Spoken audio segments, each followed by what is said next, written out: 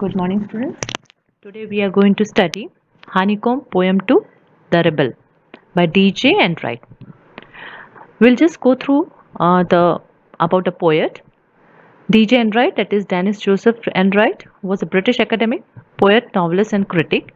He spent the best part of 25 years lecturing abroad in Japan, Thailand, and Singapore, to name but a few of the Far East countries he explored. By 1974, he was director of publishing house Chatto and Windus. This is a short thing about the poet. Okay. Now, as per the introduction part of the poem, this is not typically a political rebel who wants a revolution in the country, but who, for his inexperience, exhibits himself so as to draw attention. Now, this particular poem, The Rebel, is not about a revolutionary or a political rebel. Okay, you must have come across the word the rebellions, but he is not this one. Okay, here just he wants to be different and he wants to draw attention of everyone. So, this term is used as a rebel. So, he goes against the rules and regulation of the society. Do you know anyone who always disagrees with you or friends or likes to do the opposite of what everyone thinks they should do?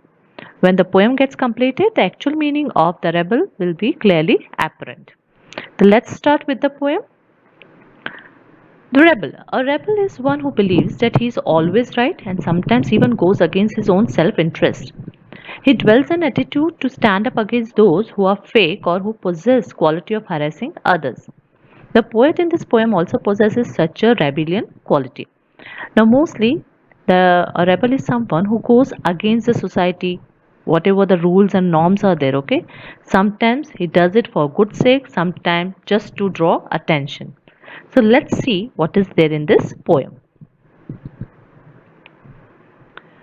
Okay, now in this poem, the beginning is like that way that if a rebel sees a group of people with short hair, he would let his hair grow, and if others grow it long, then he cuts short his hair.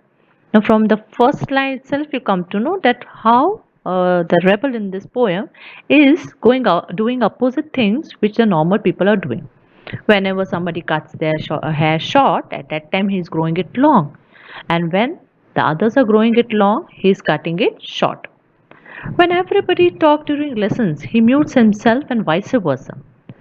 When everybody is talking during the lesson means what? Usually, whenever any explanations are going on, we will obviously ask that if they have any doubt or anything.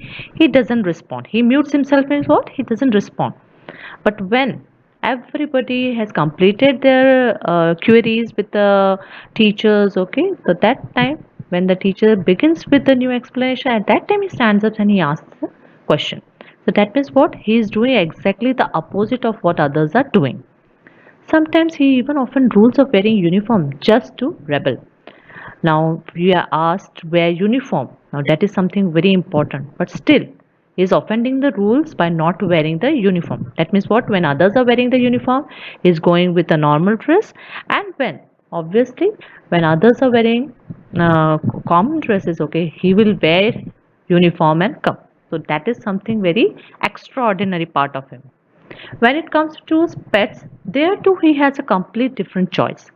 While in groups of dog lovers, he appreciates the cuteness of cat, and in company of cat lover, he misses the faithfulness of dogs.